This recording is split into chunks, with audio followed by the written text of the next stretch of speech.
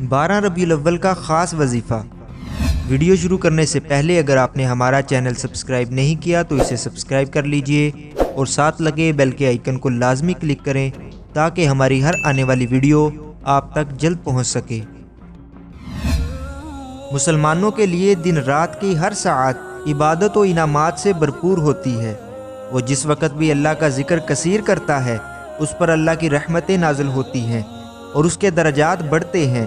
تاہم کچھ دن اور راتیں ایسی برکات سے لبریز ہوتی ہیں کہ ان دنوں میں کی گئی عبادات کا اجر و ثواب زیادہ ملتا ہے، جیسے شب بارات، شب معراج، لیلۃ القدر، عاشوراء، عیدین اور جمعۃ المبارک کے اور دنوں کی طرح 12 ربیع الاول کے مبارک دن کو بھی یہ سعادت حاصل ہے کہ جو مسلمان اس دن کی نسبت سے یہ وظیفہ پڑھتا ہے تو اس پر پورا سال خیر و عافیت کا نزول ہوتا ہے اور خوشحالی آتی ہے۔ جو مسلمان 12 ربیع الاول کے روز 11 مرتبہ اللہ سبحانہ و تعالیٰ کے ان اسماء گرامی کو پڑھتا ہے تو پڑھنے والے کو نبی کریم صلی اللہ علیہ وآلہ وسلم کی ولادت باسعادت کے دن کی نسبت سے بے حد روحانی درجہ ملتا ہے۔